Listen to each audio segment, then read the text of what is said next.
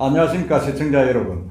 오늘 이 시간은 부산시장 보궐선거 예비후보 릴레이 인터뷰 7번째 김영춘 전 장관님을 모셨습니다. 김영춘 장관님은 부산 진갑에서 국회의원 3선 의원이시고 직전 해수부 장관을 역임하신 부산에서는 아주 중진 국회의원이시고 정치인입니다. 그래서 이번에 부산시장 선거에 민주당 후보로 이제 출마하시겠다고 선언을 하셨습니다. 오늘 모시고 한번 부산시장 출마의 면 그리고 포부 그리고 그 야심을 한번 들어보겠습니다. 우리 김영춘 장관님을 소개하겠습니다. 인사하시죠. 예, 안녕하세요. 김영춘입니다. 네, 그 김 장관님하고의 인터뷰는 사실은 저 개인적으로서는 참 오랜만입니다. 처음이기도 한데 예. 잘 계셨죠? 예. 더 젊어지신 것 같습니다. 아닙니다. 참 출마를 이걸 고심을 많이 하신 걸로 제가 알고 있습니다. 예. 알고 있고 또 사실 또 언론에도 그 전에도 많이 났지만은 이게 민주당 출신 시장의 잘못으로 인한 선거기 때문에 좀 거기에 대한 책임 문제에 대한 고심을 많이 하시고 고민을 했다고 만났는데 저번에 12일 날 출마 선언을 하시면서도 오거돈 시장 부분에 사과도 하시고 하셨는데 그때 그 말씀하신 그 부분들은 아직도 계속 진행된다고 봐야죠. 네, 그렇습니다. 제가 작년 5월에 국회의장으로부터 국회 사무총장직을 제안을 받았는데요. 그때는 우리 당 시장의 잘못으로 생긴 보궐선거인 만큼 민주당이 후보를 안 냈으면 좋겠다고 생각을 했고요. 저도 후보로 안 나섰으면 좋겠다. 그런 마음에서 사무총장직을 수락을 해드렸습니다. 이제 연말에 민주당이 후보를 내기로 결정을 하고 어떻게 해야 되나 고민의 시간을 한 두어 달 좀 세게 고민을 했습니다. 그 끝에 기왕에 민주당이 수도 서울과 제2도시 부산을 한꺼번에 다 후보를 내기로 했다 그러면 제대로 된 선거를 치러야 된다. 특히 어려운 부산, 서울에 비해서는 훨씬 경제나 사회적으로 점점 쪼그라들어서 문제가 되는 이 위기의 부산을 살리는 그런 책임 있는 자세로 집권당 후보로 나서야 되겠다. 그런 마음으로 출마를 결심하게 되었습니다. 네. 어떤 출마 선언은 참 힘들게 하셨지만 제가 볼 때는 당의 입장에서나 부산시의 입장에서도 시민들의 입장에서도 잘 하셨다는 생각이 좀 듭니다. 예, 감사합니다. 들고 또 집권 여당에서 또 이런 부산시까지 큰 도시의 어떤 행정이나 이런 부분에 대해서 방기할 수 없는 그런 고민이 있지 않았겠나 생각이 듭니다. 그리고 이번 선거는 사실은 2022년 대선을 1년 앞둔 보궐선거입니다. 그렇죠. 그래서 이 나름대로 어떤 그런 단순히 부산시장 보궐선거 이상의 의미가 있다고 보는데 우리 장관님은 어떻게 보십니까? 그렇습니다. 이번 보선이 끝나면 1년 임기죠. 1년 몇 달 정도 되는 임기인데 그 기간 이후에 바로 대선이 치러지니까 이 1년 임기의 시장이 해야 될 일이 너무 많습니다. 우선 문재인 대통령이 남은 임기 1년 동안 부산시와 중앙정부가 호흡을 맞춰서 해야 될 일들이 여러 가지가 있거든요. 가덕도 신공항 결정이라든지 또 2030 엑스포 유치를 위한 중요한 준비들, 북한 재개발 사업이나 척도시설 재배치 같은 이런 어려운 숙제들을 남은 1년 동안에 시장과 또 문재인 정부 똑같이 1년씩 남았으니까 제대로 팀워크를 맞추어서 일을 해내야 부산의 10년, 20년 뒤가 밝아진다. 그런 측면에서 정말 중요한 1년이라고 생각합니다. 그냥 허투루 흘려보낼 수 없는 1년이다. 그렇게 강조하고 싶습니다. 예. 그건 뭐 그렇게 의미를 두는 거는 여든 야든 같은 의미를 두고 있지 않나 하는 생각이 듭니다. 그러면 이제 본격적으로 이제 인터뷰 들어가겠습니다. 출마의 면에서 제가 그 선언을 하신 부분도 좀 있긴 합니다만은 왜 김영춘이 부산시장이 되어야 하는가? 한글 부산 시민들한테 한번 가시적으로 한번 말씀 한번 해주시죠. 방금 우리 이 대표님께서는 남은 1년을 어떻게 보내는가 의미에 대해서는 여든 야든 비슷할 거다 이렇게 말씀하셨는데 저는 좀 다르게 생각합니다. 아, 그래요? 의미 부여는 비슷하게 하더라도 할 수 있는 일이 다를 겁니다. 야당 시장이 당선되어서 그분이 행정 경험도 별로 없고 또 야당 시장으로서 중앙 정부와 그 180석을 가진 민주당 지배하는 국회 힘을 합쳐가지고 뭘 일을 해내기가 그 짧은 시간에 참 힘들 겁니다. 그렇죠. 예, 예. 그래서 연습이나 무슨 업무 파악을 하거나 또 뭐 네트워크를 만들어내거나 하는 그럴 짬이 없는 1년이 되지 않을까 싶고요. 예. 반면에 김영춘이 시장이 된다 그러면은 저는 이미 국회에서 삼선 의원과 국회 상임위원장도 지냈고 예. 해수부 장관도 지내봤습니다. 그렇죠. 그래서 지금 문재인 정부 그리고 민주당 여당과 추워도 무슨 간격 없이 바로 그 1년 동안에 부산의 수건 과제들을 하나하나 해결해 나갈 수 있는 그런 후보다. 그게 결정적인 차이다 이렇게 말씀을 드리겠습니다. 그러니까 집권 여당의 힘 있는 시장이다. 그렇죠. 그래서 연결되어서 갈 수 있는 아주 강한 리더십을 가질 수도 있다. 예, 그런 연습이 말씀입니다. 필요 없는 예. 힘 있는 시장으로서 바로 일을 할 수 있다는 겁니다. 그건 뭐 저도 동의합니다. 아무래도 뭐 집권 여당의 시장이 힘이 있는 거 아닙니까? 그러면 이제 공약으로 들어가서 위기에 이게 부산이 지금 위기다 지금 그래 이야기하지 않습니까? 예, 예. 그 누구나 다 물어보면 부산이 좀 힘들다. 젊은이들이 떠나고 인구도 감소되고 340만 무너졌는데 이렇게 부산이 위기에 처하게 된 원인, 그 해결책 이런 게 있는지 우리 김 장관께서는 어떻게 생각하십니까? 지금까지 부산시장이나 부산 정치인들은 중앙정부에서 예산을 조금 더 타오는 걸로 그걸로 어떻게 뭐 역할을 하는 것처럼 이렇게 생각을 했습니다. 그러나 결과는 말씀대로 25년 동안 인구가 50만 명이나 줄어들고 경제적 활력이 자꾸 죽어가는 그런 결과가 되었습니다. 그래서 결국은 지역 분권 발전의 비전과 전망을 확실히 세우는 데서 출발해야 됩니다. 부산이 제2도시라 그러지만 이대로 가면은 수도권 블랙홀 효과가 엄청난 이 서울공화국 시대에 점점 상대적 격차는 벌어질 수밖에 없고요. 사람과 돈과 모든 게 다 서울로 빨려갈 수밖에 없지 않습니까? 그렇죠. 그런 측면에서 자치 권한의 대폭 확대를 통해서 저는 그래서 그걸 부산 해양특별자치시로 만들자. 적어도 해양과 관련된 항만 당연히 포함되죠. 항만 및 해양과 관련된 자치 권한은 부산시가 특별하게 보장을 좀 받자. 뭐 그 이유는 다 아실 겁니다. 우리나라 최대의 항만 도시고 그렇죠. 수산도 여기가 중심입니다.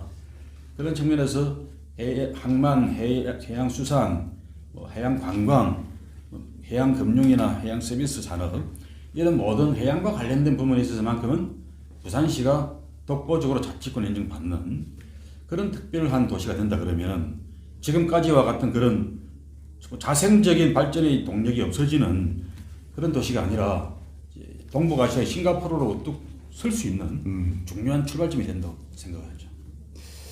그러고 우리 이제 김 장관께서 이제 출마 선언하실 때 슬로건으로 저 부산의 꿈, 김영춘의 꿈이란 주제를 내거시고 글로벌 경제도시, 그다음에 녹색도시, 그다음에 국제문화도시를 비전으로 제시하셨는데 이게 먼저 글로벌 경제도시 이에 대한 개념은 어떻게 설정해 나가십니까?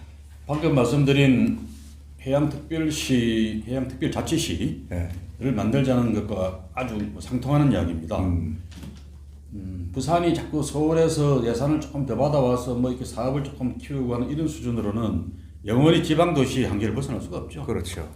특히 지금은 서울에서 멀면 멀수록 점점 살기가 힘들어지는 그렇죠. 이런 시대니까 아예 서울에서 무슨 도움을 받는 낙순물 떨어뜨리면 조금 혜택 보는 이런 도시가 아니라 서울과도 맞짱 뜨고 경쟁할 수 있는 그런 도시를 만들자. 이게 글로벌 경제도시의 꿈입니다. 그런데 이대로는 절대 글로벌 경제도시 안 되죠. 안 되죠. 그래서 해양 자치권을 확보해서 우리가 세계를 향해서 스스로 글로벌 비즈니스를 펼칠 수 있는 그런 무대도 만들어내고 또 한편에서는 제가 부울경 메가시티론을 제창을 작년에 했습니다. 그래서 그 글로벌 도시를 향한 규모가 좀 돼야 될 텐데 부산 340만으로는 작죠. 작죠. 규모의 경제가 안 됩니다. 그래서 부울경을 합치면 800만 아닙니까? 그러니까 부울경을 합치는 메가시티를 그렇습니다. 작년에 주창하신 그 부분이다, 그죠? 예, 예. 경제 공동체를 만들어서 예, 예. 행정 통합을 바로 할 수 있으면 참 좋겠는데 그게 안 된다 그러면은 공동 사무국을 두고 시도지사 회의도 정기화하고 또 각 분야별로 국장급 회의, 실장급 회의 이런 걸 정기적으로 뭐 한 분기별 한 번씩 한다든지 이렇게 해서 부울경이 하나의 경제 공동체가 되고 광역 교통망도 만들고 광역 관광 벨트도 만들어내고 뭐 이런 식의 작업을 해낸다 그러면은 그 800만 부울경이 인구로 따지면은 싱가포르보다 홍콩보다도 더 크거든요. 크죠. 영토도 더 넓습니다. 넓죠. 이 정도가 되면은 세계의 어느 지역과도 스스로 글로벌 경쟁을 할 수 있는 또 교류와 또 교육 투자를 할 수 있는 그런 규모가 되지 않겠느냐. 또 외국에서 투자를 할 때도 그래 돼야 훨씬 매력적인 투자지가 될 겁니다. 네, 예. 이런 구상을 가지고 부산의 위기를 탈출할 그런 건덕지를 만들어 보자는 게 국제 경제 자유 도시의 꿈입니다. 그게 김경수 경남도지사도 그걸 한번 말씀을 하신 적이 있고 한데. 같이 상의를 했습니다. 아, 그래요? 그래서 제가 창원을 찾아가서 김 지사님 예, 예. 지금 우리가 부산도 힘들고 경남도 힘들다. 아, 제가 19년에 찾아갔는데 예, 예. 잠깐 마치자마자 2018년 경남도 수출액 수가 20%가 줄었습니다. 예. 이렇지 않느냐. 이대로 가다가는 다 따로따로 다 죽는다. 그러니 부울경을 합쳐가지고 경제 공동체를 만들자. 그 사례 선례의 모델은 유럽 경제 공동체다. 지금은 유럽 연합이 되어 있습니다만 EU가 되기 전에는 유럽 경제 공동체 EC 체제였지 않습니까? 예, 그렇죠. 그래서 EC처럼 공동 사무국을 두고 공동의 그 이익을 위한 만들자. 행정 통합을 해보자. 이렇게 했더니 김 지사도 200% 동의한다. 근데 왜 제가 가서 김 지사도 먼저 그걸 제창해라 했는가 하면은 부산 경남 간에가 묘한 갈등이 있습니다. 원래 하나였는데, 그죠? 예, 예. 그래서 부산이 주창을 먼저 하고 그럼 경남 특히 서부 경남 쪽에서는 좀 거부감을 가질 수도 있겠다. 그런 생각 때문에 제가 김지사가 먼저 제창을 하고 부산 시장이 받는 그런 모양으로 해보자라고 제안했던 겁니다. 다행히 그렇게 성사가 되어서 지금 이미 작년에 그 일이 부울경 지사가 다 모여가지고 합의를 보고 공동 사업까지 진행 중이죠. 그래서 그게 사실은 진척이 지금 타 시도도 지금 제가 알기로는 많이 되고 있습니다. 대구하고 경북이 지금 합치려고 그러고 지금 광주하고 전남도 지금 그런 운동이 지금 움직임이 좀 있고 한데. 대구 경북은 자기들이 바로 이제 통합을 해보겠다. 그렇죠, 통합이죠. 이런 논의를 하면서 근데 주민투표에 붙여서 하겠다는 겁니다. 뭐 그런 것도 하나의 방법이죠. 그러면 우리 부울경처럼 뭐 호남 지역도 마찬가지인데 구체적으로 부울경 경제 공동체를 어떻게 만든다 하는 것들을 싱크탱크들끼리 같이 협의를 해서 안을 만들어내고 프로세스와 그 절차적 규정도 만들어내고 이렇게 하고 있는 데는 우리밖에 전혀 없습니다. 그러면 우리 장관님이 하시는 말씀은 메가시티 개념은 경제적인 통일이고 행정적으로 합쳐지는 거는 또 별개다, 그죠? 그렇습니다. 그 가장 효율적인 방법은 행정 통합을 하는 겁니다. 그렇죠. 다 합쳐가지고. 부울경도의 경기를 다 허물어버리고 예. 옛날처럼 대경상남도 옛날을 돌아가는 거죠. 그 이름을 뭐 동남 뭐 특별자치도로 하든 그래 하는 게 가장 효율적인 체제인데 그게 아마 근데 현실적으로 이렇게 좀 장벽들이 있을 겁니다. 그렇죠. 벌써 부산이 뭐 독립을 정치권에서 뭐 제일 먼저 반대할 거고. 부산이 독립을 한 지가 벌써 63년에 독립을 했으니까 그렇죠. 50년이 더 지났지 않습니까? 이런 상황에서 행정 통합을 바로 하는 거는 좋긴 하나 그거는 시민들이 동의를 해주셔야 되는 문제니까 그 동의 이전에 우선 우리가 할 수 있는 일이 부울경 경제 공동체를 만들어 보는 거다. 그렇죠. 그래서 지금 공동 사무국을 두는 데까지도 합의가 됐습니다. 그래요? 예, 작년에 이미 합의가 되어서 지금 현재의 시도지사 합의대로 간다 그러면은 내년에 부울경 광역특별연합이 만들어집니다. 그 특별연합 사무국을 설치하게 됩니다. 그래요. 거기까지 진도가 지금 나가 많이 돼가 있네요. 예, 그렇습니다. 그렇구나. 그러시구나. 처음에 제가 제안했던 사람으로서는 아주 뿌듯한 보람을 느끼는 일이에요. 예. 제가 시장이 되면 이제 그런 일들을 더 수월하게 마무리를 지을 수 있겠죠. 상당히 그 장관 그만두시고 국회 사무총장 하시면서도 부산에 대한 어떤 그런 발전의 어떤 끈은 계속 갖고 계셨네요, 그죠? 예, 제가 10년 전에 서울 국회의원 두 번을 했던 그 예. 지역구를 등지고 부산으로 돌아왔을 때는 다른 이유가 뭐 있겠습니까? 제가 뭐 국회의원 또 하자고 얘기를 올 이유는 없죠. 그렇죠. 국회의원 또 하자 그러면은 서울에서 계속 선수를 쌓는 게 훨씬 더 유리합니다. 그렇죠. 근데 부산에 돌아왔을 때는 이 어려운 우리 고향 부산에 조금이라도 예바지를 해보자 그런 마음으로 돌아왔기 때문에 10년 내내 제 고민은 어떻게 하면 부산을 좀 다시 이렇게 세울 수 있을까 그거에 집중해서 지내왔습니다. 그래서 이거 뭐또 좀 삐껴나가는지만 광진갑에서 두 번을 하시고 예. 계속 하셨으면 지금 4선 5선 됐을 텐데. 지금 좀 5선쯤 됐겠죠. 예, 제가 부산 내려왔을 때 깜짝 놀랐습니다. 아니 왜 부산 내려오나 이 척박한 이 민주당이나 열린 우리당의 어떤 체제하에서 그래 내려오셔가지고 어쨌든 간에 지금 계속 민주당의 어떤 그런 끈을 계속 심어 나가시는 기둥으로 되셨는데 다행히 또 우리 시민들께서 2016년에는 또 당선을 시켜주셔가지고 그러니까 3선 의원이 되고 그랬는데 그거는 1950년대에 박순천 여사 아시지 않습니까? 아죠. 예. 그때 민주당. 예, 민주당 그분이 대표하셨죠. 서울 동대문구에서 국회의원을 하고 예. 부산에 돌아와서 예. 국회의원이 또 되셨어요. 그 이후로는 한 50몇 년 만에 제가 처음입니다. 그래 제가 볼 때는 그때 저도 부산으로 기자할 때인데 또 오신다는 이야기를 듣고 뭐 이틀 노무현인가? 노무현 대통령이 부산에서 엄청나게 그 야당에 실을 뿌리기 위해서 고생을 하셨지 않습니까? 예. 했는데 아니 그 서울서 잘 나가시는 분이 왜 내려가신다 이런 생각을 하고 했는데 어쨌든 지금은 뭐 부산에서는 없어서는 안 되는 아주 중요한 지금 그 민주당의 인사시고 한데 부산 발전에 큰 기여를 하나 하시겠나 하는 생각이 듭니다. 예, 열심히 노력하겠습니다. 예. 그다음에 이제 글로벌 경제 시장 확장하면서 세일즈맨 시장을 주창하셨는데 예. 그게 뭐 특별한 계획이 있으십니까? 우리가 다 이제 공유하고 있는 지점이 부산이 위기다. 예. 살기가 힘들어져서 젊은 청년들이 일자리를 찾아서 떠나는 도시가 그렇죠. 되어서 부산의 미래가 더 어둡다 이거 아닙니까? 자 그렇다면 새로 당선되는 시장이 해야 될 일은 의례적인 일들을 뭐 해내는 그런 시장은 곤란할 겁니다. 그래서 저는 가급적 행사에 안 쫓아다니겠다. 그래서 의례적인 역할을 하기보다는 어쩌든지 간에 부산 젊은이들이 여기서 일할 수 있도록 좋은 일자리를 만들어주는 시장이 되겠다. 그러자면은 현재 우리 부산에서 일하는 기업들이 지금보다는 더 좀 날개를 피고 큰 대기업으로 성장할 수 있도록 도와줘야 되는 일이 하나 있고요. 그래서 그런 기업들의 애로를 듣고 해결해주는 해결사로서의 시장. 더 나아가서는 해외나 서울 기업들이 부산에 와서 투자를 할 수 있게 유치하는 작업. 그런 작업을 하려고 그러면은 부산에서 계속 있으면 잘 안 되겠죠.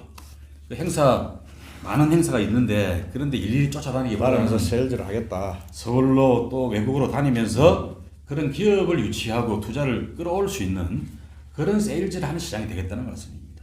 그래야 일자리가 생길 겁니다. 그렇죠. 아주 지금 젊은 친구들이 부산을 많이 떠나는데 당연한 어떤 그런 말씀 아닌가 싶습니다. 그러고 공약 두 개가 이제 녹색 도시, 예.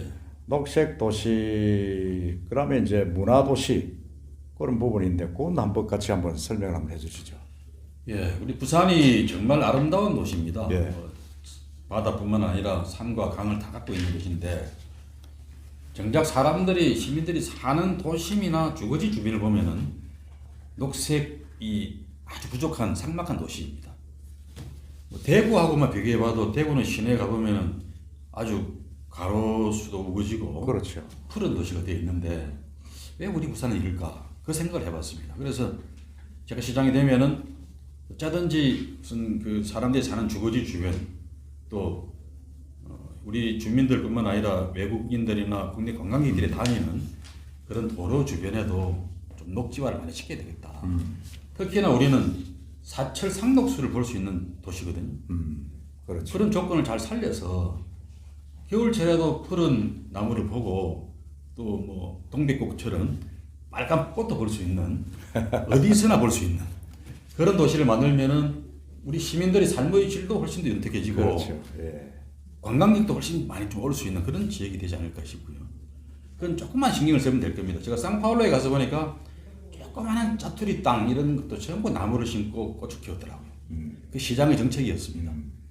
그 자투리 땅이나 뭐 이 가드레일 같은데 쭉 하단 설치하는거나 아니면 가로수나 예. 뭐 철로변이나 아니면 폐철로 부지나 활용할 건 많습니다. 아. 이런 데를 잘 준비된 그런 조경 정책으로 사철 푸른 도시를 만드는 게 제 꿈이고요. 같은 맥락에서 자연환경 측면에서 푸른 도시를 만든다고 한다 그러면 이제 마음, 우리 시민들의 정신문화 세계 의 측면에서도 문화도시가 되어야 되겠죠. 네, 그렇죠. 불명예스럽게도 타지 사람들이 우리 부산을 문화도시로 인정을 안 합니다. 부산 사람들은 막 시원시원 하통하긴 한데 그래서 문화는 글쎄 뭐 이런 그렇죠. 평가를 하죠. 국제 부산 국제 영화제도 있는데 예, 그래서 어쩌든지 우리 시민들께서 일상적으로 문화 예술을 좀 향유하는 도시로 만들어야 되겠다. 아, 그럼으로써 우리 시민들의 정신적인 토양도 더 풍부해질 것이고 더 나아가서는 부산에 가면 참 문화적인 시민들이 사는 교양 있고 예술을 사랑하는 그런 시민들이 많이 사는 따뜻한 도시, 그런 도시를 만들어낼 때 부산이 살로 가고 싶은 도시가 될 거 아닙니까? 저는 미국에서 샌프란시스코를 여러 번 가보면서 이 도시는 그런 도시구나. 아주 사람들이 따뜻하고 친절하고 문화적인 사람들. 그 이미지가 나는 샌프란시스코가 발전하고 심지어 실리콘밸리 같은 그런 신경제 중심지가 되는 출발선이 있잖아요. 그런 데 있었다고 봅니다. 예. 그래서 국제 문화도시의 꿈도 결코 유보할 수 없는 중요한 목표라고 생각합니다. 예, 알겠습니다. 그건 뭐 이제 구체적인 또 공약은 앞으로 나온 거를 봐서 또 체크를 하면 되겠고, 그 다음에 제일 큰 현안이 부산의 가덕도 신공항 문제입니다. 예. 어떻습니까? 정은 잘 될 것 같습니까? 제가 시장이 되면은 예. 차질 없이 가덕도 공항도 건설 확정을 짓고 예. 더욱이 2030년 엑스포를 치르기 전까지 예. 완공하는 일까지 완수해 내겠습니다. 뭐 제가 목숨을 걸고서라도 해내겠습니다. 그래요. 근데 야당 시장이 되면은 그 일이 아마 잘 진척이 안 될 것 같습니다. 힘들다. 물리적으로도 그렇습니다. 지금 그렇죠. 제가 내년까지 첫 삽을 떠는 시장이 되겠다라고 말씀을 드렸는데 예. 제 시간표는 이렇습니다. 우선 이번 2월 임시국회에서 가덕특별법이 통과가 돼야 됩니다. 그렇죠. 그게 통과가 되면은 올해 중으로 기본 조사 용역에 바로 착수를 하고요. 근데 이미 부산시도 그렇고 경상남도도 그렇고 많은 안이 준비가 되어 있습니다. 그렇겠죠. 네. 벌써 뭐 이 일이 한 10년 이상 그렇죠. 계속 논의되고 준비되어 온 일이기 때문에 짜다리 큰 무슨 기초조사가 필요 없습니다. 그래서 그 기간도 단축시키고 그러면 이제 기초 설계, 기본 설계에 들어가게 되거든요. 그런 작업들도 추경 예산을 통해서 기본 설계 예산도 좀 확보를 해서 바로 착수를 시키고 올해 말에는 내년도 본 설계, 실시 설계 예산과 초도 착공 예산까지 좀 확보를 해야 됩니다. 그렇게 되면은 내년도에 실시 설계를 떨어뜨리면서 첫 삽을 뜨는 그 시간표가 빠듯하지만 가능합니다. 빠듯하지만 그렇게 되어야 실질적으로는 그러면 2022년 초부터는 바로 공사에 들어가서 29년에 완공을 하는 요 일정이 빠듯하게 진행될 수가 있습니다. 그런데 야당 시장이 돼갖고 안 그래도 빠듯한 무리한 일정이다 싶은데 이 일정을 힘있게 밀어붙이고 중앙정부 국회의 협조를 받아서 잘 진행할 수 있겠는가? 저는 어렵다고 봅니다. 그래요. 맞습니다. 그런 부분도 없지 않아 있다고 볼 수 있습니다. 그런데 문제는 이제 가덕도 신공항이 우리만의 문제가 아니고 이 5개 시도가 이제 한번 합의를 했던 상황이 돼서 대구, 경북, TK에서도 반대를 하고 있고 또 인천공항입니까? 거기서도 뭐 어느 정도 반대를 하고 있다. 그래서 지금 부산, 경남 이외 지역에 어떤 반대가 좀 있다. 그런 이야기가 있습니다. 과연 특별법이 2월에 통과가 이런 난관을 딛고 가능하겠습니까? 어떻습니까? 제일 반대하는 의원들이 TK 의원들인데요. 그렇죠. 우리 시민들도 잘 모르시는 게 5개 시도 합의라 그러는데 그 합의를 가장 먼저 깬 사람들이 대구 경북 지역입니다. 그렇죠. 대구 경북 깼죠. 김해 신공항을 하자 그래놓고 네. 그 결정되고 난 보름 뒤에 바로 대구 경북 통합공항을 짓는다 이렇게 발표를 했습니다. 그렇죠. 의성 뭐 군이 있죠. 그거는 이미 김해 신공항 확정 전에 작업이 진행된 거죠. 어. 근데 그걸 딱 보면 말이죠. 김해 신공항 확정안보다 대구 경북 신공항 그 안이 장기 계획을 보면 공이 더 커요. 아 그래요. 활주로 길이도 더 길고 맞습니다. 그래요. 이런 그 반칙을 해놓고 그 김해 신공항이란 말이 사실 이게 안 맞는 엉터리 장면이죠. 기존 김해 공항에다가 옆에다가 비스듬하게 활주로 하나 붙여서 호부 용량을 30% 늘리는 그게 무슨 신공항입니까?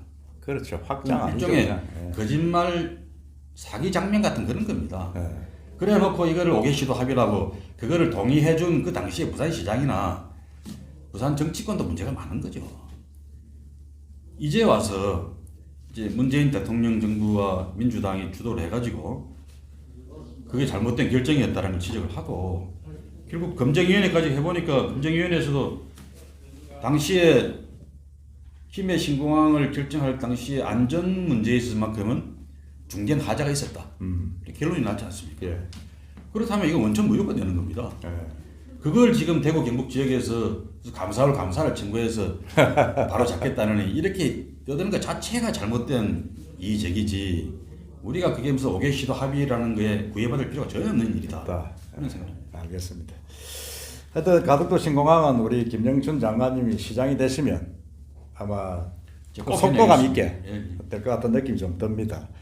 그리고 최근에 이건 뭐 언론에 조금 났던 문제인데 박영준 의원의 어반 루프 가덕도 신공항하고 저쪽 연결하는 그 루프에 대해서 이제 비판을 이제 공약 같다 이건 말이 아니다 하셨는데 박 의원이 또 유튜브에서 우리 김영준 장관이 뭐 좀 공부를 안 무지해서 했어요. 그런 거 아니냐 이런 말던데 물었었는데. 그 지금 뭐 다시 뭐 재반박하실 수 있는 그런 게 정확하게 반박을 하면은 그건 박 후보가 몰라서 좀 무지해서 그런 겁니다. 어설프게 기동량을 해놓으니까 정확한 걸 모르고 그냥 막 써준 대로 읽은 것 같아요. 아 그래요. 네. 한마디로 황당 공약입니다. 아니 이 어려운 부산에서 지금 현재 제1야당의 가장 유력한 후보가 내세운 1호 공약이 10년 후에 어반 루프라고 하는 무슨 도심에서 신공항까지 15분 만에 갈 수 있는 그런 초고속 그 교통수단을 새로 만들겠다 이겁니다. 우리 부산이 지금 그런 데에 투자를 할 여력이 없습니다. 자, 이 어반 루프라는 게 사실은 미국에서 지금 작년에도 실험을 했는데 하이퍼루프라고 하는 예. 장거리 초고속 이동수단 예. 실험입니다. 지금 아직까지 실험 단계죠. 샌프란시스코와 LA, 뭐 뉴욕과 워싱턴 이런 정도의 한 600-700km 거리를 한 30분, 1시간, 한 30분 안에 뭐 돌파한다 이런 건데요. 우리 부산 시내에서 적용해서 이야기할 수 있는 그런 수단으로 설계가 안 돼 있습니다. 지금. 그래요. 우리 정부에서도 하이퍼루프, 그러니까 장거리 고속수단으로서의 그 기술에 대해서는 연구를 하고 있습니다. 정부 기관에서. 네. 근데 그것도 박 후보가 이야기하는 것처럼 무슨 우리나라 정부의 무슨 4대 과제 안에 이미 이게 들어가 있고 10조 투자한다. 그게 사실은 무지한 이야기입니다. 그 사실 아닙니까? 아닙니다, 전혀. 아 그래요. 그러니까 이제 4대 과제가 아니고 우리나라 정부 전체에 13대 혁신 성장 동력 과제가 있습니다. 네. 13대 과제가 있고요. 그걸 네 부분으로 나누면은 한 부분이 스마트 이동체 기술이라는 겁니다. 스마트 이동체 기술. 한 부분이 네 분야 중에 그 스마트 이동체 기술을 중심으로 국토교통부가 또 국토교통부 스스로의 8대 과제가 있습니다. 네. 국토교통 분야에 거기에 10조 원을 투자를 하겠다 R&D 예. 이런 계획인 거죠. 그런데 거기에 하이퍼루프는 격가지 과제로 살짝 언급이 되어 있습니다. 그래서 그 관련 연구기관에서도 기초적인 연구를 하고 있어요. 근데 그렇게 뭐 10조 원씩 들여갖고 하는 대규모 연구 과제는 전혀 아니고요. 더욱이 박 후보가 이야기하는 어반 루프는 전혀 여기에 해당이 안 됩니다. 그 기술은 하이퍼루프입니다. 하이퍼루프는 적어도 서울, 부산 정도의 장거리에 적용하는 기술을 하고 있는 거고 전문가들은 그거는 초고속 수단이기 때문에 이런 도심 구간에서 할 일이 아니다. 고속철 같이 달리는 그런 거다 이거죠. 고속철보다 더 빠르죠. 더 빠르게. 더 빠르기 때문에 전문가 말에 의하면은 가속 구간이 한 20km는 돼야 되고요. 속도를 제대로 내려 그러면 감속 구간도 한 10km는 돼야 이게 되는 거다. 근데 무슨 이 시내하고 신공항 있는 그런 수단으로서는 경제적인 수단이 전혀 아니다 이거죠. 지금 급행 철도가 필요합니다. 예. 우리가 서울 가보면 서울에서 인천공항까지도 급행에 공항 철도가 있습니까? 그렇죠. 뭐 그런 것처럼 공항으로 바로 연결하는 그런 철도가 반드시 필요하죠. 근데 그런 철도를 큰 돈 안 들이고 이미 놓을 수가 있는 조건이 되어 있습니다. 다 아시죠? 동해선 철도. 그렇죠. 뭐 그게 울산에서 와서 해운대를 거쳐서 부전역으로 안 옵니까? 예. 동네에 거쳐 부전역 와서 지금 이제 건설 중인 건데 요거는 완공이 돼 있고 예. 부전역에서 마산까지도 지금 복선철 전체를 놓고 있습니다. 예. 그것도 국토부의 계획으로는 급행 철도를 놓을 수 있는 그런 철로로 건설하고 있어요. 이것도 내년쯤 완공이 됩니다. 그다음 그 부전 마산선에서 신항철도가 연결이 됩니다. 신항으로. 네, 강서구에서. 예. 그 신항철도는 지금 화물철도로 다니고 있죠. 철길 하나 있죠. 예. 그 화물철도인데 그거를 신항까지 연결되어 있는 그 철로를 좀 개량을 해야 됩니다. 이제 여객 급행철도가 다니려 그러면 좀 개량을 해갖고 가덕도로 연결해내는데 그러면 호부 신항에서 가덕 신공항까지 한 6km 정도만 철로를 새로 놓으면 됩니다. 그러면은 해운대에서 부산 도심을 관통해서 신공항까지 급행철도가 나아지는 건데 부전역 기준으로 30분 이내 해운대 지역에서도 40분 이내에 신공항에 들어갈 수 있는 철도가 됩니다. 이거면 되지. 많다고 수조 원 돈을 들여서 또 필요 없다. 하이퍼루프도 아닌 어반루프를 만나느냐. 부산 시내에다 만들 수 있는 그 돈이 어디 있는 겁니까? 그 돈이. 알겠습니다. 박영진 의원님 잘 들으셨죠? 우리 김영춘 의원께서 또 그렇지 않답니다. 그러니까 뭐또 반론이 있으면 저한테 연락 주십시오. 공부를 안 해서 그렇답니다. 알겠습니다. 그건 그렇고 이제 경쟁력 쪽으로 한번 넘어가 보겠습니다. 제가 볼 때는 민주당 지금 출마 후보자들이 뚜렷이 나오지 않고 있는 상황이기 때문에 아마 김 장관님하고 같이 경쟁을 할 수 있는 분은 뭐 지금 별로 없지 않느냐. 박인영 전 시의회 의장 정도 지금 준비를 하고 있다 알고 있는데 어쨌든 간에 민주당 예선에서는 우리 김 장관께서 무난하리라고 저는 봅니다. 아니 해봐야 됩니다. 어떻습니까? 지금 박인영 후보가 이제 나온다고 이제 공언을 하고 있고요. 또 변성환 권한대행 또 출마 가능성이 있습니다. 사무실도 이미 구했다 이런 소문도 들리는데요. 그분들이 나오면은 시장 권한대행도 경쟁력이 있지 않나 싶고요. 박인영 의원은 또 젊은 여성 후보고 여성 후보죠. 이런 장점들이 있어서 제가 방심할 수 없는 상대들이고 더욱이 그분들이 변대행은 신인 20% 가산점이 있고 또 박인영 또 전 의장은 여성 가산점이 더 있고요. 여성 가산점이 그 20%씩 아마 가산점을 얻고 뛰니까 저는 한 20m 뒤에서 뛰는 셈이죠. 그래서 쉽지 않은 싸움이 될 거라고 생각합니다. 그래 이게 사실은 우리 김 장관님 보면 2014년 그때 오거돈 시장 할 때 단일화한다 이래서 양보를 하셨고 2018년도 때는 또 해수부 장관 하신다고 출마를 못 하셨는데 2018년도 때 만일 그때 출마를 하셔서 장관이 되셨으면 중간에 그런 오거돈 시장의 어떤 그런 참 안 좋은 일도 없이 잘한 갓찍게 않겠느냐 그런 생각이 드는데 뭐 아쉬움은 없습니까? 그런 자책도 합니다. 하고 제가 그때 좀 2018년 1월쯤까지만 결심을 해서 출마했더라면 오 시장도 저한테 양보를 했을 거고 아니 뭐 경선을 해서 뭐 승부를 지을 수도 있었을 거고요. 근데 왜 그때 그렇게 못했는가 하면은 많은 요구를 받았는데도 불구하고 1월 달에는 저희들이 해양수산부에서 해운 재건 5개년 계획을 완료해서 정부에 제출했을 때입니다. 제가 장관 취임하기 직전에 우리나라 최대 선사인 한진해운이 파산했지 않습니까? 그렇죠. 그때 뭐 한진 대란이 났죠. 그때 대란이 부산 항만도 난리가 났죠. 그렇죠. 그래서 우리나라는 수출하고 먹고 사는 나라인데 원양 해운 선봉량 절반이 날아가 버렸습니다. 그렇죠. 한진해운이 무너지면서. 해운 대란이 났죠. 예. 그리고 1년에 해운 매출액이 10조 원이 감소했습니다. 그만큼 우리나라 해운 산업이 몰락을 해버린 건데 해수부 장관으로서는 그 무너진 해운 산업을 재건하는 역할이 주어져 있었고 또 조선 산업도 부산으로는 아주 중요한 산업인데요. 조선 기자재 산업이나 조선과 관련된 연관 산업이 참 많거든요 우리가. 근데 경남, 울산 한꺼번에 다 수주가 안 되니까 반토막이 나서 수만 명씩 감원 사태가 일어나고 난리가 났습니까? 그런 상황에서 해운 재건뿐만 아니라 해운 재건하게 되면은 국내 조선소에 배를 발주할 거니까 조선소에도 돈이 크게 됩니다. 이런 이제 일종의 일타쌍피 양수ገብ장의 계획을 세워서 8조 원 규모의 투자 계획을 제출했는데 문제는 정부 안에서 통과가 안 되는 겁니다. 기재부, 산자부 등의 경제부처들이 반대를 해요. 반대 이유는 해운산업 재건은 곧 조선산업까지도 연결이 되는데 조선산업을 지원하는 결과가 되어서 다른 나라들이 우리나라를 무역기구에 제소를 하면은 WTO죠. 거기에 무역 불공정이라고 제소를 하게 되면은 우리가 무역 보복을 당한다. 이 논리로 반대를 하는 겁니다.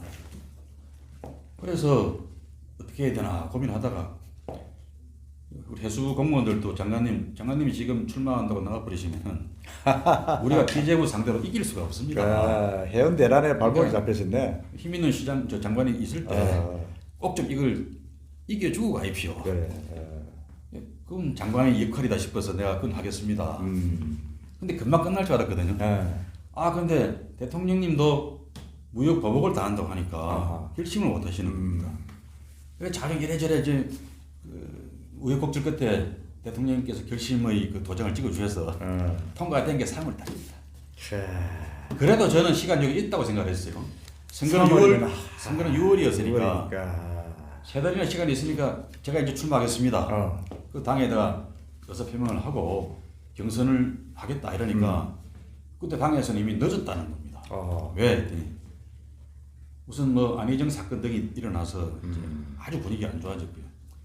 보궐선거를 부산 진구에서 해야 되는 게 부담이 되고 또 장관도 청문회를 또 해야 되는데 후임 장관 그것도 부담이 되고 오거돈 씨라도 충분히 이긴다는 여론조사가 나오는데 만다고 무리를 합니까?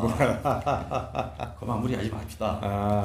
이러면서 말했는데 제가 그렇다고 사표를 내고 싸울 수도 없잖아요. 현직 장관이라는 사람이. 그건 안 되죠, 사실은. 그래서 제가 해운 재건 계획과 바꾼 부산시장 그렇네요. 도전의 기회다. 그 이야기는 제가 또 처음 듣네요. 그거 완전 비싸네, 이거는. 근데 제가 해운 재건 계획 업무가 아니면 장관의 뭐 책임이고 다 던져버리고 장관이야 뭐 그때 제가 1월 달이면 7개월째 장관이니까 7개월 장관 하나 뭐 2년 장관 하나 그게 그건데 하고 막 던져버리고 원래 정치인이니까 그죠? 제 계산만 하고 다시 선거한다 그러고 뛰어들어 버렸으면은 제가 시장 될 가능성이 컸을 거고요. 그럼 이런 일도 안 없었겠나. 그런 자책도 해보는 거죠. 그렇겠네요. 아이고, 어떤 뭐 이번에 다시 뭐 잘 되시면 그런 자책도 없어지지 않겠나 생각이 듭니다. 근데 2년 만에 보면 상황이 훨씬 더 어려워져 있습니다. 그 이제 상황이 어려졌다 하시는데 사실 지금 이제 본선에 가면 국민의힘에 비해서 지금 민주당이 지금 여론조사에서 불리하다는 계속 나오지 않습니까? 많이 나오고 불리하죠. 있는데 어떻습니까? 이게 지금 역전시킬 수 있는 특단의 방안이 좀 있습니까? 특단의 방안이라기보다는 제 영혼을 다 바쳐서 예. 선거전을 치르려고 합니다. 아까 말씀드린 대로 제가 10년 전에 귀향을 했던 이유, 또 10년 동안 부산을 위해서 제가 고민하고 공부했던 부산 살리기 해법, 또 해수부 장관을 지내면서 부산 항과 이 바다를 중심으로 또 항만 재개발 지역을 중심으로 제가 공부도 하고 정책도 관측도 시켜보고 다른 부처들과 또 많은 논의도 해보고 하면서 저 나름대로의 보관이 좀 많이 생겼습니다. 이런 일들을 제가 시장이 되어서 하나하나씩 해결해 나가겠습니다라는 것을 구체적이고 실행 가능한 그런 약속으로 시민들께 알려드리고 설명을 구하고 하면은 저는 시민들 가슴도 열리지 않을까 싶은 생각이 들고요. 제가 늘 하는 소리입니다만은 부산은 1인당 시민 소득이 뭐 거의 서울의 절반밖에 안 됩니다. 이번 보궐선거가 서울하고 부산인데요. 서울시장 선거는 정치 선거를 하라 그러고 그건 생편이 좋은 데니까 우리는 지금 다 죽어가는 도시인데 그렇죠. 경제 선거를 합시다. 부산 살리기 선거를 합시다. 그렇게 말씀을 드리면서 그 구체적인 도감과 제 나름대로 청사진도 제시를 하고 또 제가 그 일을 위해서 준비된 힘있는 시장감이다라는 사실을 충분히 설명을 드리고 그러면은 조금씩 시민들의 가슴도 열리지 않을까 예. 이렇게 기대를 하고 있습니다. 하여튼 뭐 부산 살리기 선거로 하자. 예, 예. 예, 알겠습니다. 또 이 1년이야말로 진짜 부산을 살릴 수 있는 결정적으로 중요한 1년이다. 그렇죠. 정치 선거는 내년에 대선도 있고 다 많이 있다. 시장 선거도 있고. 그러니까 요 1년만큼은 부산 살리기 선거로 치릅시다. 그런 부탁을 드리고 싶습니다. 그래서 아주 그 설득력이 있어 보입니다. 그러고 저쪽 야당 국민의힘에서는 박형준 의원이 지금 뭐 아주 여론조사에서 앞서고 있습니다. 앞서고 있고 한데 박형준 의원도 사실은 우리 김 장관 같이 고대 출신입니다. 예, 고대학 출신인데 개인적으로 좀 인연이 있습니까? 아주 많은 인연이 있죠. 대학교 때 그때는 서클이라 그랬는데 예. 서클 선후배이기도 하고 서클. 그때 가깝게 지냈던 선배이십니다. 무슨 서클이죠?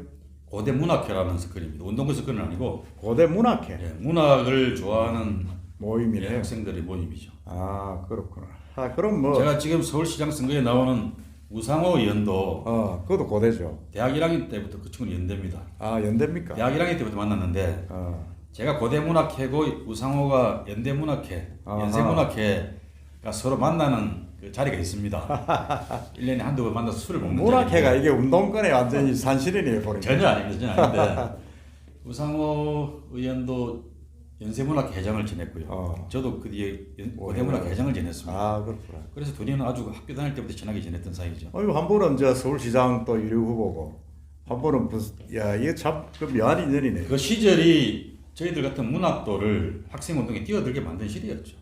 그렇죠. 예. 그래서 그때는 좀 고민을 하면 다 그렇게 흘러가게 돼 있는 부분이고 한데 그러면 박영준 의원의 장단점도 잘 아시겠네요. 잘 알죠. 어떻습니까? 우리 박 의원님은 공부를 그때도 잘했어요. 많이 했어요. 많이 하고.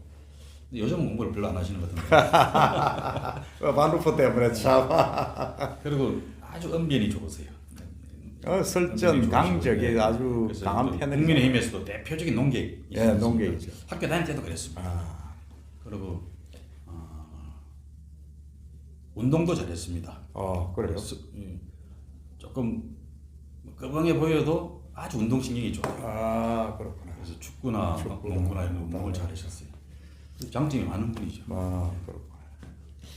참 제가 볼 때는 그 두 분하고 그 박영준 의원하고 김영춘 장관께서 일전을 치르실 것 같은데 하여튼 볼만할 것 같습니다. 저희들끼리는 이전 투구보다는 정책 선거, 논리적으로 서로 경쟁하고 싸우는 그런 선거를 해야죠. 최근에 그러면 부산 내려서 한번 만나보셨습니까? 최근에는 못 봤습니다. 그 전에는 보기도 하고 그랬는데. 요즘 지금은 또 좀 선거철이고 하니까 당도 다르고. 그러면 해수부 장관을 2년을 하셨죠? 22개월이니까 거의 2년 했죠. 그걸 근무를 하면서 가장 기억에 남는 그것도 부산을 위해서 내가 이걸 했다. 그런 게 있으면 한 말씀하시죠. 해수부 공무원들은 제 업적을 흔히 아까 말씀드린 그 8조 원짜리 해운 재건 오gen진 계획을 통과시킨 거. 그래서 지금 부산에 그 계획을 수행하는 수행기관으로 한국해양진흥공사가 부산에 본사가 설립되어 있습니다. 그 황호선 교수님이 그 이제 하고 하시는 있죠. 거. 예. 그걸 이제 해수부 공무원들 가장 큰 업적으로 이야기를 하고 또 하나가 그 공무원들이 다 안 된다고 이야기했던 사업이 어촌 뉴딜 300 사업이라는 게 있습니다. 어촌 뉴딜 300 사업. 어촌 뉴딜. 네. 우리나라 전국에 300개 항포구, 작은 항포구입니다. 큰 항포구가 아니고 작은 항포구에 기본적인 그 선착장 같은 걸 깔아주는 사업입니다. 조그만 건 좀 늘려주긴 하고 그래서 해양 관광 인프라를 좀 깔아주자. 또 작은 어촌들도 경제활동을 할 수 있는 그 정거장을 만들어주자. 이런 취지의 사업인데 그 사업이 지자체들이 가장 좋아하는 인기 1위 사업입니다. 그래요? 기초지자체들이 제일 좋아하는 사업입니다. 근데 그것들이 부산은 뭐 그런 작은 항포가 별로 없는 데인데도 부산도 이미 몇 개 하고 있어요. 그 사업을 해수부 공무원들은 다 안 된다고 했던 사업인데 제가 기재부 장관하고 청와대를 설득해서 관철시킨 사업입니다. 그것도 3조 원짜리 총액 3조 원짜리 4개년 사업이었죠. 예. 근데 제가 부산을 위해서 제가 한 일이 아무도 모르는 일이 하나 있습니다. 뭔가 하면 북한 재개발 사업을 지금 계속 하고 있는데 북한 재개발 예. 1단계는 이미 사업 공사 진행 중이고 예. 2단계가 엑스포 부지로 지정이 되어 있는 그 땅입니다. 근데 저는 그 1, 2단계 북한 재개발 지역과 영도 북쪽 지역 그리고 저 간만 우암 북한도교 밖에 있는 어디 부두 지금 지역 영도조선소 해양조선공사는 예, 예. 그쪽입니까? 예. 예. 그런 지역까지 제가 경제 자유구역 기본 계획 안에 집어넣어놨어요.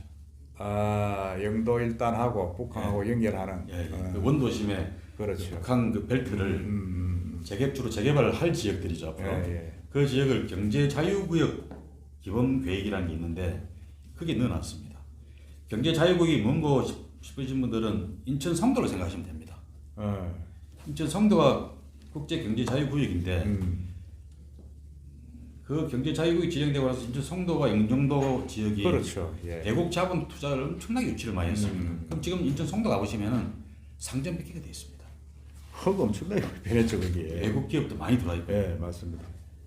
지금 그런 거 없이 그냥 북한 재개발 사업을 해놓으면은 그것도 아파트나 아파트 비슷한 뭐 레지던스 이런 것만 올라가게 될 겁니다. 그 부산 경제의 미천을 만들어내는 그런 자원들은 활용이 안 되는 거죠. 센텀하고 비슷하게 되어버릴 겁니다. 그래서 경제 자유구역을 만들어서 거기에 외국 기업이나 합작 기업이 들어오면 국세와 지방세를 감면해주는 인센티브를 줘서 기업을 유치하는 그런 지역으로 삼자는 게 그 경제 자유구역 계획인데 해양수산부 일이 아닙니다. 그게. 거기 지금 있습니까 법안이? 예, 들어보이소. 그게 해수부 사업이 아니고 예. 산업자원부 일인데 산자부. 예. 예. 제가 산업자원부에 부탁을 해서 예. 그거를 산업자원부가 끊는 기본 계획이 있거든. 그 경제 자유구역 기본 계획 안에 그 정기적으로 다 재설정을 하는데 재설정할 때 예. 그 집어넣었습니다. 언제입니까 그게? 한 3, 4년 전에 넣었죠. 아 그래요. 네. 이제 남은 일은 부산시가 그거를 지정 신청을 하면 됩니다. 지정 신청을 하면 경제 자유교육 개발 아닌 산자부에 돼 있기 때문에 네. 부산시에서 신청만 하면 되네요. 예, 지정 신청하면 이제 왜 안 산자부가 했죠? 승인하면 되는데 네. 아직까지는 부산시가 준비가 좀 덜 돼 있습니다.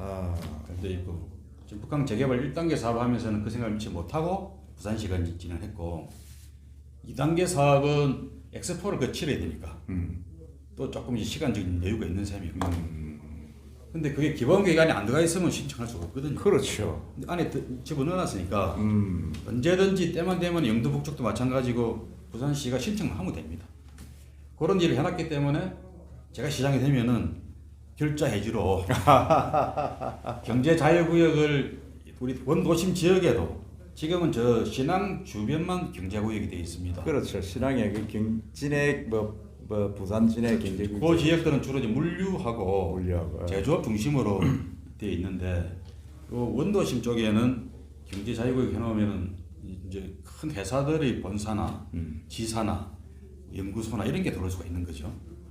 인천 송도시 신도시를 보면은 바이오 기업들도 들어와 있습니다. 우리나라 국내 바이오, 뭐 해외 바이오 기업들도 들어와 있는데 그런 굴뚝이 없는 첨단 산업 이런 것도 넣어놓을 수 있고요. 그 안에다 여러 가지 효용이 있을 겁니다. 그렇겠네요. 아 이건 또 특종거리네요. 이건 아주 북한의 경제 자유구역 개발 지역이 생긴다는 건 아주 새로운 이야기 같습니다. 그러면 이제 우리 장관님의 이제 공약, 경쟁력까지 쭉 한번 들어봤고 이제 마지막으로 지금 부산 시민들이 코로나로 엄청나게 힘들어하시고 계시잖아요. 한데 우리 장관님이 우리 부산 시민들에게 격려와 당부의 말씀 한번 해주시죠. 예. 우리 시민 여러분들께서 코로나 때문에 크고 작은 고통을 많이 당하고 계십니다. 특히 우리 지방 시민들은 서울에 비해서 더 코로나 양극화 때문에 고통을 겪고 있습니다. 비대면 경제가 활성화되니까 주로 그런 온라인 쇼핑몰 같은 게 대부분 서울이나 수도권 기업들이 많거든요. 근데 우리 부산의 거리 경제, 또 마트 이런 데는 더 초토화가 되는 그런 상황입니다. 그래서 코로나 지원금만 하더라도 저는 서울보다는 부산에 같은 지방 도시에 더 많이 혜택이 주어져야 된다고 생각을 하고요. 단지 소상공인뿐만 아니라 코로나로 인해서 수입이 감소한 모든 가구에게 다 주어져야 된다. 그래서 조금 더 많은 재정 지원이 이루어지고 그럼으로써 부산 시민들이 이 위기를 잘 버틸 수 있도록 그렇게 관철시키는 시장이 되겠다. 이런 말씀으로 여러분께 위로와 함께 잘 견뎌주시고 또 협조해 주셔서 정말 고맙다는 말씀도 꼭 드리고 싶습니다. 예, 시청자 여러분, 지금까지 이제 우리 김영춘 장관님을 모시고 부산시장 출마의 변과 포부 그리고 그 여러 가지 그 이외에 경쟁력 관계 이런 것들을 좀 들어봤습니다. 여러분들이 잘 판단해 보시고 진짜 이 집권 여당에 힘 있는 시장이 되어야 되겠다 생각하시면 김영춘 장관을 선출을 해주시면 좋겠다 그런 판단을 한번 해주시기 바라고. 제가 오늘 이 오랜 시간 동안을 사실은 김 장관하고 더 할 이야기는 많고 하지만은 바쁜 일정상 이 정도 하겠습니다. 이 정도 하고 새로운 부분들은 앞으로 나오는 공약이나 다른 언론에 또 계속 노출되고 가실 거니까 여러분들이 계속 한번 봐주시고 다음에 본 후보 되면 한 번 더 하시죠. 뭐. 그러죠. 뭐 예, 예. 그때는 제가 또 좀 또 예. 다른 그거로 또 좀 해보겠습니다. 예. 하고 하여튼 오늘 여러 가지 긴 애로운 시간 중에 시간 내주셔서 너무 고맙습니다. 아닙니다. 제가 고맙고 감사합니다. 본 후보 되면 예. 한 번 더 한다고 약속을 하셨고 예, 예. 3월달 좀 하면 되겠습니다. 그렇습니다. 3월달 좀 하고 그러고 시장이 돼서 제가 또 뵙겠습니다. 예, 고맙습니다. 고맙습니다.